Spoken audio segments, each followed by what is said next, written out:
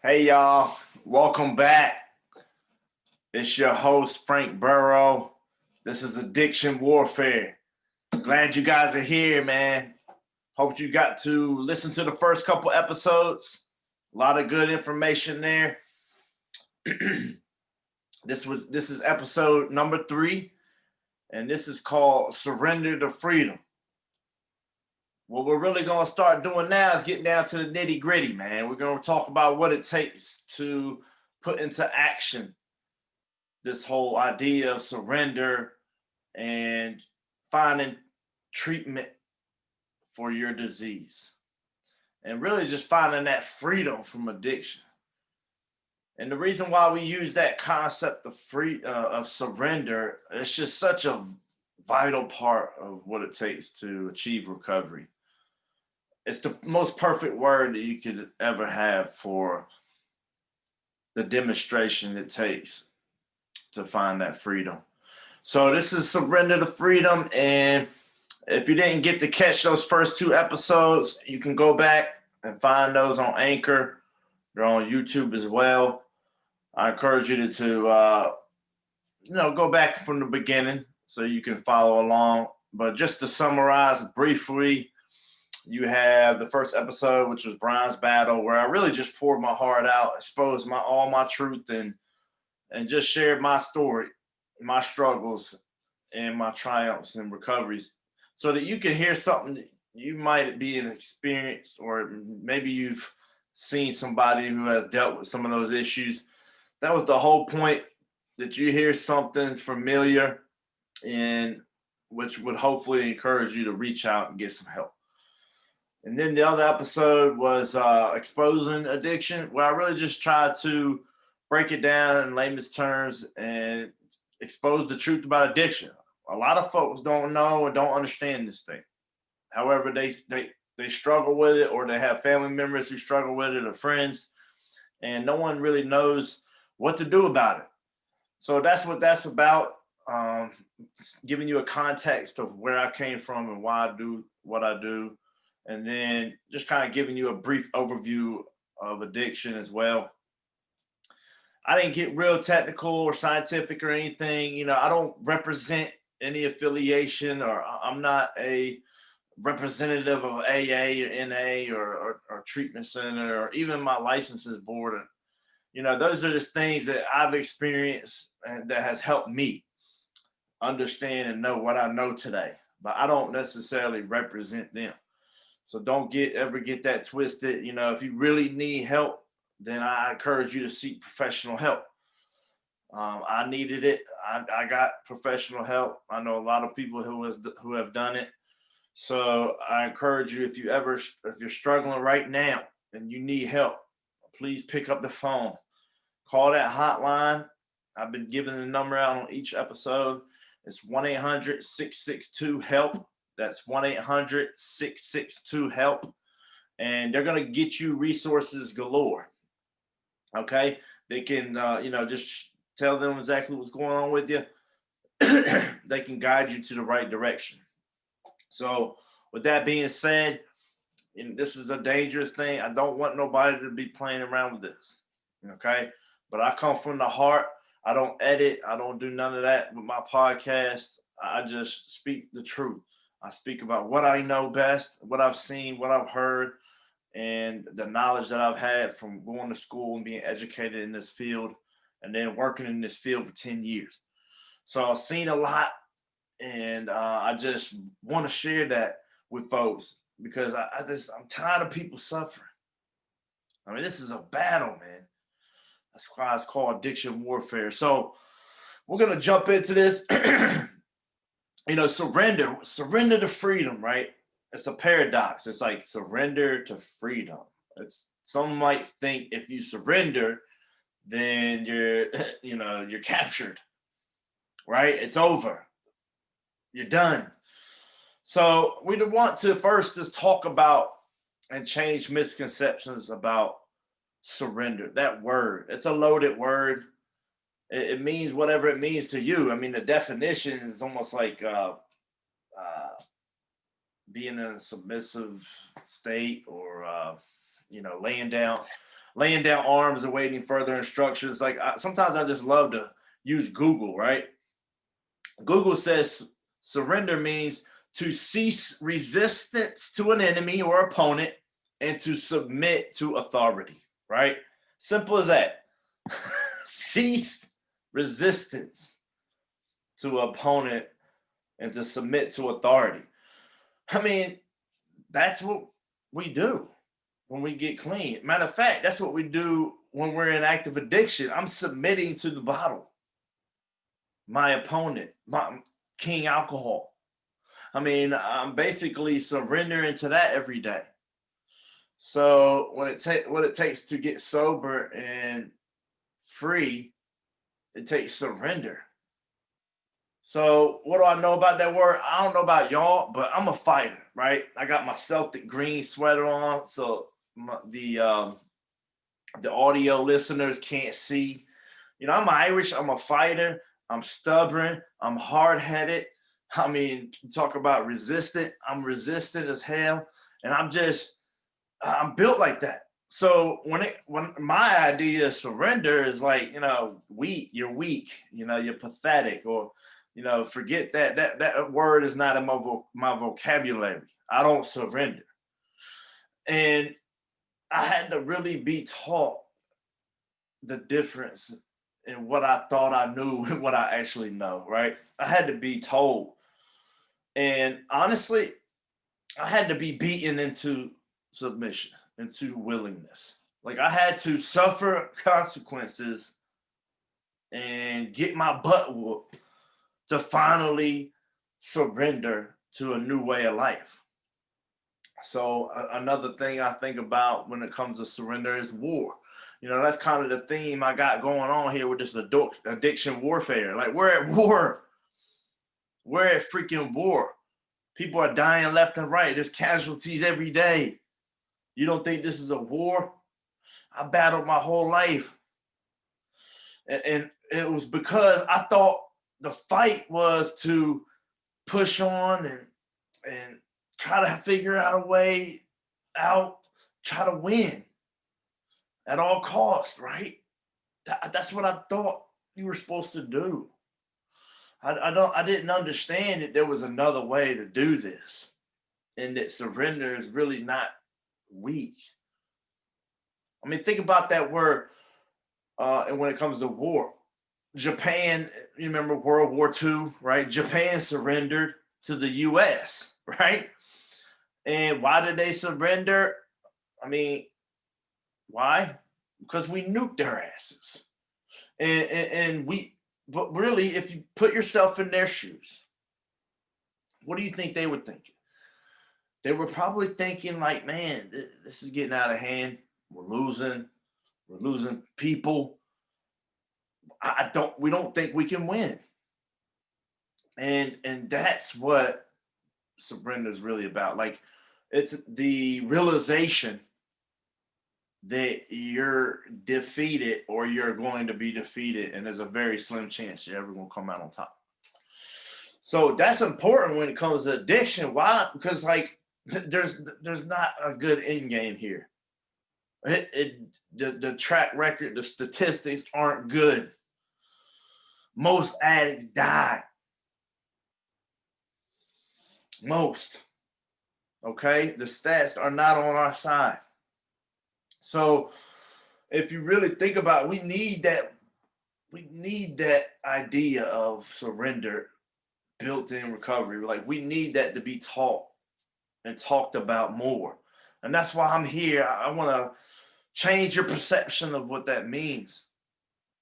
Because that's what I needed. I needed somebody to teach me different. I needed somebody to say, Brian, it's not weak. It's actually smart. So back to that Japan example, like they're like, we can't win. We're being defeated. We're losing casualties. So we could keep fighting pridefully, right? But we're probably not going to lose, and we're probably going to lose more people. Or we're going to get more pain. And in the end, we're still not going to win. So it was almost like a epiphany for them. Like, and so surrendering was actually the smart thing to do And even though it hurts to give in or give up, when it's when it helps you salvage what's left, then it's a gift. And I think that was so true for me. Like I had been dealing with this thing my whole life, right? I had so many casualties, so to speak, relationships and jobs and money and just so much loss. And then I was still fighting, still clinging on. And I didn't realize that by surrendering and stopping when I did, I salvaged what was left of my life.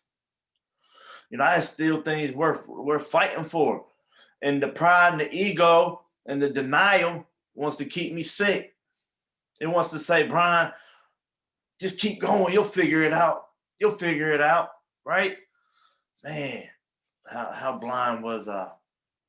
But that war example was so cool to me when somebody sat me down and said, Brian, this is what you need to do. You need to surrender if you ever want to find that freedom. And so I realized that I had been fighting the wrong battle all that time. See, my idea was if I could only get that job, or if I switched from beer to liquor, or if I just smoke weed, if I do powder, but I don't smoke crack. Like I was just wheeling and dealing with my own disease, and I was just fooling myself. Because in the end, I ended up back at the same place, man, at the bottom, desperate. And nobody taught me differently. And so I had to lose basically everything. If you listen to my story, man, I was a 28-year-old bum. I had to lose everything for to finally say, all right, you know what? You got me.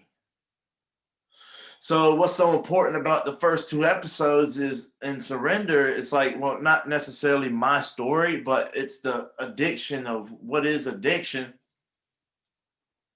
Because I need to accept my diagnosis before I can be treated. And that's part of surrender, is giving in or giving up. Maybe it's giving up your perception of what addiction is. Maybe it's accepting the help being given to you. Either way, you're battling something. Something's hindering you from achieving sobriety. And God, it could be anything, but a lot of times it's our thinking. It's the way we think. We think that, man, I want to try to look at the differences, not the similarities. Like I talked about in the last episode, like I have all these signs and symptoms of addiction, and I'm rationalizing, justifying it because I don't want to be an addict. Well, part of surrendering is like trying to do it someone else's way. So, like being taught, like I might need to go see a professional. Like sometimes we're just so afraid to even make that step, right? I'm Googling things, I'm drinking around the clock, or I'm having all these problems, and I don't know. I can't even muster up the strength to ask for help, but yet I could keep drinking. So, like, we're fighting the wrong battle a lot of times, and we don't really see how surrender is the easier, softer way, right? Who wants to admit complete defeat? Nobody. Nobody. I know I sure don't. But it's what's necessary, right?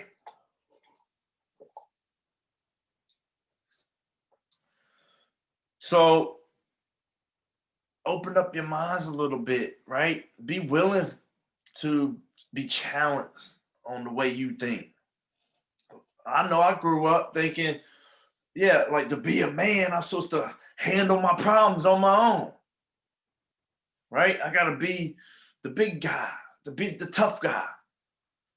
I didn't know that it was okay to cry, ask for help, man. That's another part of surrender. So I can't run the show no more, so to speak. I can't do this my way. Someone had to tell me, Brian, guess what? The way you've been doing things ain't working for you. So you can continue on if you want, but the road don't look good. And man, that was so helpful. But at the time, guess what? They don't know nothing. They don't know nothing, right? People be like, man, you're headed for trouble. I'm like, man, what do they know? What do they know? Who do they know? Like these are people like my mom, like people who like suffered with this disease, and they could foresee where I was headed. They knew, and I'm thinking, what do they know? Well, guess what? They were right. And what I didn't want to admit that either, because it's something in me that is afraid to be defeated, be a failure, right? So I needed a perception change. I needed this miracle to happen, right? But how do I go about it? Well, I talked about it in the last episode. You know, see, schedule a session with a substance abuse professional if you have any of the symptoms of alcoholism or addiction. Okay. And just to name a few, if you're drinking more than you intended to drink or use, that's a sign. If you have withdrawal symptoms of some sort when you don't have your drug of choice, that's a sign. If you're having increased intolerance, like you need more of the same, you need more of the substance to achieve a desired effect, that's a sign. If you're preoccupied and you spend a lot of time, you know, using the drug or getting it or coming down, or when you're not using, you're thinking about it constantly, like that's a sign. If the drug or alcohol is becoming more important than like things that you value, like your family or hobbies and leisure activities, if it's taken over that, that's another sign. And then, of course, the consequences continue use despite negative consequences.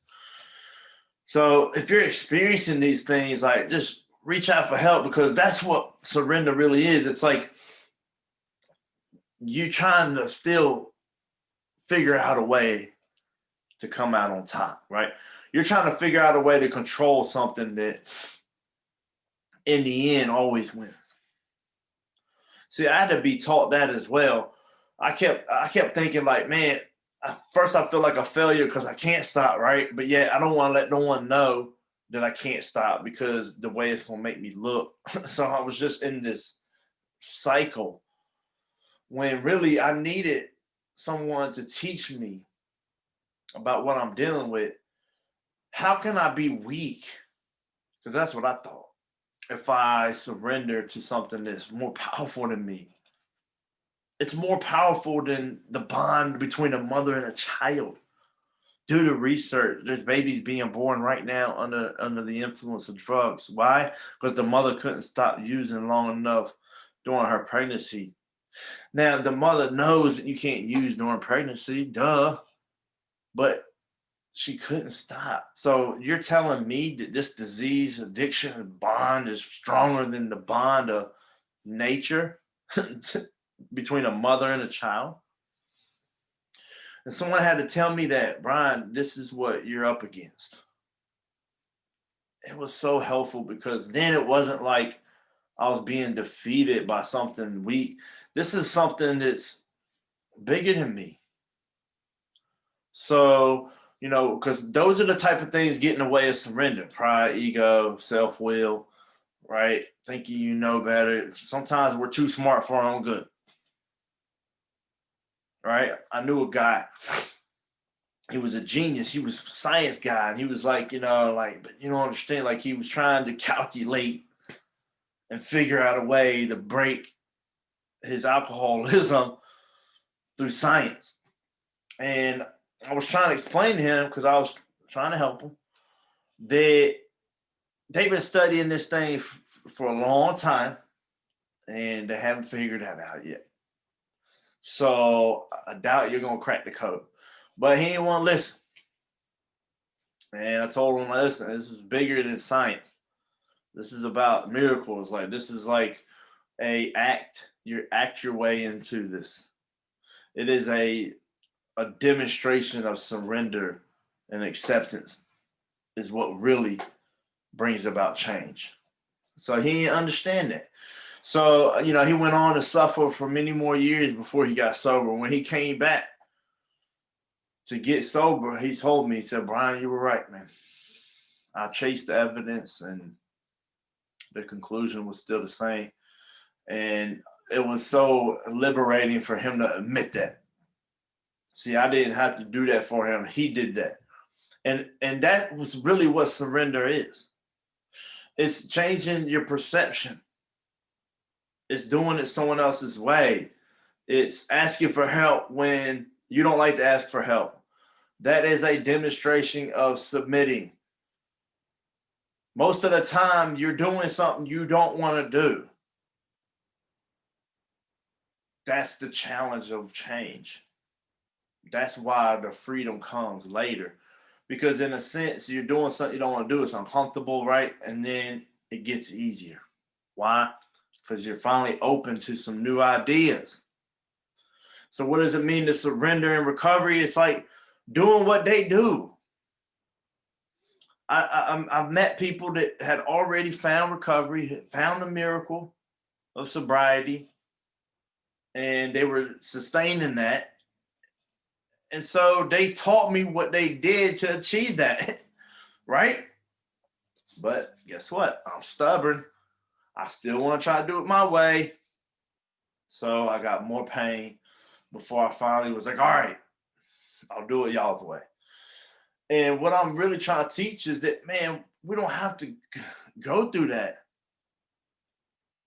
If we could only be willing to try something new and try a different way of life, we could avoid a lot of those pitfalls and that pain. I encourage you that you're not going to figure it out on your own. And I say that with authority because, man, I've seen thousands of people that tried it. A lot of people don't even live to tell the story. And eventually I had to learn from other people's mistakes as well. Because like I had learned a lot through trial and error, but I finally got tired of that. So I started to listen and watch. And unfortunately, I had to see a lot of people suffer for me to be like, man, I don't want to ever go back to that way of thinking. And so if you're at the crossroads, so to speak, if you're struggling with this thing and you're like, man, I don't know if I can do it, like, man, it gets, sometimes it gets worse before it gets better, but man, this way of life is so much easier because you're not living a lie. And I think that that's what they meant when they were like surrender to win, like surrender to freedom. The freedom is that I don't have to lie no more. The freedom is that I don't have to drink or have to use. Like there was a time where I had to. Now it's a choice. Like what a gift, what a freeing experience. Like I can drink if I want to, but I know the consequence. See, I can't not know what I know now. My mother was passing away back in 2016, and it was the most painful thing I dealt with in my life, really. I was 100% sober, and I had thoughts of like, man, I want to escape. I want to run. I don't want to feel this. I know what would take that pain away, but I also know the truth that there's nothing a drink or drug won't make worse. See, I knew, yes, to drink today would, or to drink that day that she passed away would bring me relief. But I also know that it's only temporary. And then I know that the sacrifice and the cost it would take of a relapse, God knows if I would even made it back. And then in the end, she would still be gone. So that's surrender to me. That's like I was living it because I reached out for help even though I didn't want to. I was 8 years sober by the time my mom passed away. And yet I still had that idea in me, like, I'll be fine. Right. And then I had to be helped. I had to be, people came to the hospital to visit and they're like, man, you're all right. You're all right. And I'm like, yeah, I'm good. They were like, you need to go to a meeting and you need to share. You need to talk about this. And I'm like, man, I'm good. But part of being surrendered is doing it someone else's way. So I went and I shared. I talked about the pain, and guess what? I felt relief, real relief, something that a drink couldn't do. I felt the burden was lifted. And that's why it is difficult to do, but the results are beautiful. That's why I keep telling people, man, this is the easier, softer way.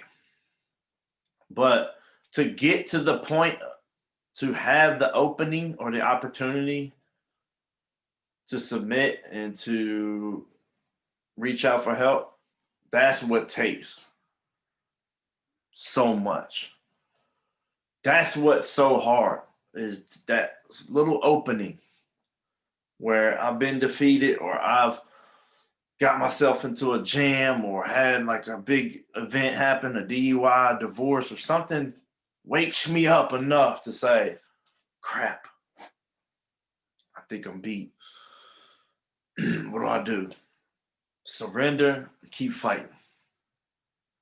And I just encourage you guys, man, look for the surrender. Look for the way that you probably don't want to do. Like, I know this person, man, and she will not surrender. She will not go to treatment. And for me, I'm just sitting back like, why don't you just go? Why don't you just go? See, it's so easy for me to tell you to surrender. You need to stop. Just stop, right? But I don't know what's the thinking behind it. Maybe the fear of going to treatment is more stronger than the fear to keep using. And maybe in her mind that to surrender and go to treatment means that she can't have that escape no more, and the pain of her reality is unbearable. I mean, think about it. We see it all the time with domestic abuse relationships. It's the perfect example. You think about somebody like that, she's getting beat on or he's getting beat on, and all the family members and friends are like, you need to just leave. You need to leave them, right? So it would be easy just to say leave and everything will be fine, right? Well, why can't she just leave? Something in her mind. Maybe she thinks that she can't be without that person. Maybe she believes she's not good enough to find someone else. Maybe she believes that she'll be further hurt if she leaves. So it's easy to be on the outside looking in. And that's why I tell people who, if you're dealing with a family member who's struggling with this thing, have some compassion. I know it's hard because you just want to smack the shit out of them and tell them to stop. But have some compassion, because if they coulda, they woulda. Who the hell likes running their life into the ground and still using on the way down? It's because they feel like they have to. And so that's why I think about surrender. I'm like, sometimes we holding on and we're fighting the wrong battle. Like, just imagine being drugged, hanging out halfway out of a car. You're being drugged down the street. You're getting road rash. And in your mind, you're telling yourself, hold on for dear life, hold on for dear life. But you're being drugged against the asphalt and you're getting killed. what about the concept of letting go? What if I let go and I wouldn't be getting drug anymore? That I would just be falling out of the car. I don't know. It's just an example that I've heard one time, but it makes so much sense to me because the fight to me was to keep grinding, keep using, and keep trying to figure out a way out. I didn't realize that if so the idea of letting go might be easier or might be, better for me long term. So surrender. It's about sacrifice too. What are you willing to sacrifice and what are you willing to salvage? The idea of surrender today means so much more. It says you can keep fighting if you want, but do you want to lose any more? And I guarantee you got something worth salvaging. So pick up that phone, do whatever you got to do to just start the process. Get the opportunity because some people don't even, a lot of people don't even get the opportunity to recover. So if you're listening to this and your ears are open, open your mind too. Be willing to try something different. Your way's not working for you, right? Because your way got you what you got right now. So I don't care if it's addiction or anything that you're battling, that you're trying to figure out on your own, and you're suffering, that just means that your way didn't work. And there's no need to be, hurt about that. That shouldn't hurt your pride. It just means you didn't know. You didn't know any better. It's like me trying to be a mechanic or something like, and then getting mad that I didn't do it right. I don't know. I have no idea how to fix cars, man. So for me to go and try to do it on my own will be a mistake in the beginning. Try to act like I know what I'm doing and then be frustrated when I can't figure it out. That makes no sense. But I've done that. I've lived like that. See, I tried to live sober on my own. I thought if I just quit drinking and drugging, then my life would be beautiful, right? But they told me it takes work. I actually had someone tell me, Brian, drinking and drugging is only a symptom of your disease. You need to work. You need to stop drinking and using so you can work on everything else. I'm like, nah, you don't understand, man. My problem is the booze, right? No, they were right. See, I'm sitting here trying to tell these people who know what they're talking about. I'm trying to tell them that I know, right? That's like me trying to tell a mechanic how to do his job. Like I said, see, I need to go to the experts. I need to ask for help, and then I need to actually take the help that's being given. That is the third part of surrender, and that's what really drives this home. And I know I use a lot of examples because I'm really just trying to keep it, real simple for you. Let's say I go to the doctor, right? My thumb hurts. I'm like, Doc, my thumb hurts, right? That's all I know is that it hurts. Well, I had to be diagnosed. They have to look at it and find out what exactly the problem is. Why? Because you can't treat something that you don't understand. And that's why I told folks, go see a substance abuse professional if you don't know what you're dealing with. Let them hone in and find the problem. So back to my thumb, they know it was a ligament tear. See, I thought maybe it was just a sprain or something. I was just going to leave it alone until somebody was like, Brian, you need to go get it checked. Okay, fine, I'll go. And then I go get it checked. They're like, yeah, it's a torn ligament. You need surgery. I'm like, nah, I don't need no surgery. It'll grow back, right? Right, it'll grow back. The doctor's looking at me like, grow back? What do you mean grow back? I mean, so he had to teach me. He had to diagnose me and let me know what exactly I was dealing with. And then he said, and then I finally came to terms with it because I didn't want to have a torn thumb. I wanted to continue to play basketball. But that's what that's what was happening. That was the damage. And so I came to the acceptance of it, and so I received the treatment. Well, the surgeries went great. The surgery went great. My thumb was perfect. Another example of surrender. The aftercare. Do you know how many people get sober but don't stay sober? A lot. As a matter of fact, getting sober, isn't half bad. It's staying sober, staying clean long term. That's the battle. And it's usually because it's hard for folks to sustain a change and to stay surrendered. And I'll tell you why in a minute. But back to my thumb. So the surgery went great. And then he said, okay, Brian, you need to do this, do that, don't do this and don't do that. Right? What do you think I did? I listened to half of it and the other half I didn't. And guess what? That's not what surrender is. Okay? Surrendering is the doing it someone else's way completely. And so therefore I got the results of doing it halfway. My thumb didn't heal right. So that's just an example of this is bigger than just reaching out for help. But it's almost like it's a step-by-step process. I can't really treat something that I don't believe I have.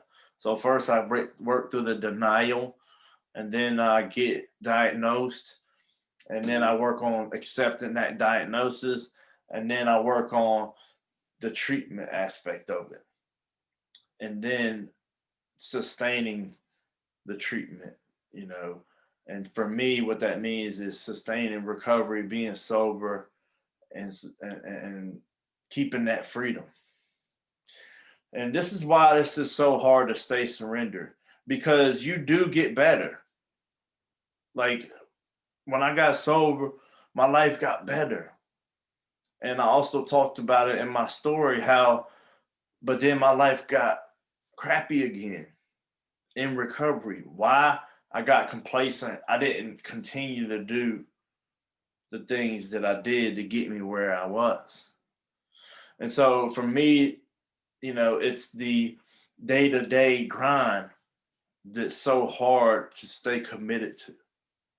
So when I think about that word surrender, I need to stay surrendered. I don't ever want to go back to the fight and have to surrender again. Because I'm going to tell you what, it gets harder and harder each time. Ask anybody that's ever relapsed. It gets harder and harder and harder to surrender each time. So if I'm on the other side, I need to really stay there and focus on what it takes to stay surrendered. So as I go on about these next episodes, I really want you guys to tune in, okay? Because I'm going to wrap it up. We're going to get deeper into the trauma and the grief and the family dynamics. We're going to talk more about the, I would say, the relapse process and how to avoid that. So overall, we're just beginning, but the first 3 episodes are crucial. It's relating to me or to someone else. That's why I share my story. Finding that connection, like that you're not alone and that there are other people who struggle with what you struggle with. Then it's understanding your disease and what classifies it as a disease, and do you display those symptoms. Then it's believing in that diagnosis and finding treatment. And then furthermore, the third step is essentially surrendering to this new way of life. If you want what we have, you got to do what we do. Okay? And it starts with getting help and it starts with getting honest. So listen, y'all, I want to thank y'all so much for tuning in. It's been a blessing. It's been fun. I'll catch you next time for episode 4. All right, y'all. God bless. Take care.